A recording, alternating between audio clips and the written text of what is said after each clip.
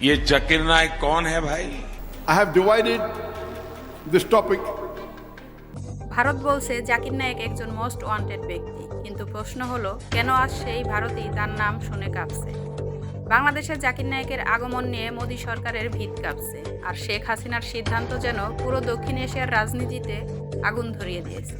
কি এমন ঘটল যে একজন ইসলামিক স্কলারের নাম শুনে ভারত হুমকি দিচ্ছে বাংলাদেশকে?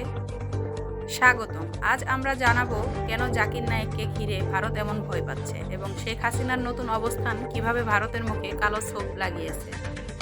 ভারত দাবি করছে জাকির নায়েক একজন আন্তর্জাতিক সন্ত্রাসের মদতদাতা, কিন্তু আশ্চর্যের বিষয় হলো ভারতেরই কোটি কোটি মানুষ আজও তার বক্তৃতা শোনে অনলাইনে। যে মানুষটি মালয়েশিয়ায় রাষ্ট্রীয় সম্মান পেয়েছেন, যিনি পিস টেলিভিশনের মাধ্যমে বিশ্বে ইসলামী শিক্ষা ছড়িয়েছেন, তাকে নিয়ে ভারত আজ ভয় দেখাচ্ছে বাংলাদেশকে। এটাই কি নয় দ্বিমুখী রাজনীতি, নাকি ভণ্ডামির চরম উদাহরণ? ভারত যাকে বিপজ্জনক বলছে, মালয়েশিয়া, তুরস্ক ও কাতারের মতো দেশগুলো তাকে শান্তির দূত হিসেবে স্বীকৃতি দিয়েছে। বাংলাদেশের বর্তমান সরকারের সময় এখন এক অদ্ভুত মোড়ে দাঁড়িয়ে। একদিকে ভারতের কূটনৈতিক চাপ, অন্যদিকে দেশের ভিতরে ইসলাম প্রেমী জনগণের আশা।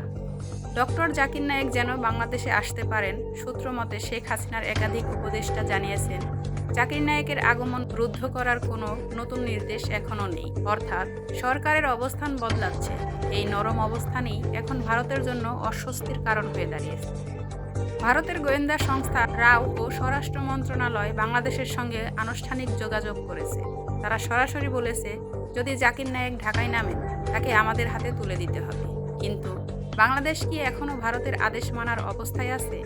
বিগত বছরগুলোতে শেখ হাসিনার সরকার ভারতের পাশে ছিল, কিন্তু আজ যখন দেশ নতুন রাজনৈতিক পরিবর্তনের মধ্য দিয়ে যাচ্ছে, তখন ভারতের প্রতিটি হুমকি যেন উল্টো ফল দিচ্ছে। বাংলাদেশের সামাজিক যোগাযোগ মাধ্যমে এখন শুধু একটাই প্রশ্ন, ভারতের হুমকিতে কি বাংলাদেশের সার্বভৌমত্ব বিক্রি হবে? হাজার হাজার মানুষ লিখছেন জাকির নায়েক কোনো অপরাধী নয়, তিনি একজন শিক্ষাবিদ। অন্যদিকে ভারতের মিডিয়া বলছে, বাংলাদেশ যদি নায়েককে ঢুকতে দেয়, তাহলে দুই দেশের সম্পর্ক ঠান্ডা হয়ে যাবে। তাহলে কি ভারত বন্ধুত্বের আড়ালে প্রভাব খাটাচ্ছে?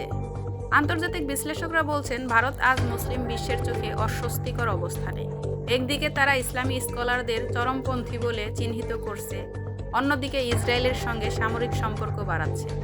বাংলাদেশের স্বাধীন পররাষ্ট্রনীতি এখন ভারতের কাছে দুঃস্বপ্ন। যদি বাংলাদেশ নায়েককে স্বাগত জানায়, তাহলে এটি শুধু ধর্মীয় নয়, একটি কূটনৈতিক প্রতিরোধের প্রতীক হয়ে উঠবে। ভারত চায় প্রতিবেশীরা তাদের ইচ্ছামতো চলুক, কিন্তু বাংলাদেশ কি আর সেই পুরনো বাংলাদেশ? জাকির নায়েক ইস্যু প্রমাণ করছে, এই মাটির মানুষ এখন নিজের সিদ্ধান্ত নিজেই নিতে জানে। আপনারা কি মনে করেন, জাকির নায়েক কি সত্যি ভারতের মতো দেশের জন্য হুমকি, নাকি ভারতের মুখোশ খুলে দিচ্ছে বাংলাদেশ? কমেন্টে জানান আপনাদের মতামত। ভিডিওটি লাইক, শেয়ার করুন আর সাবস্ক্রাইব করে আমাদের পাশে থাকুন।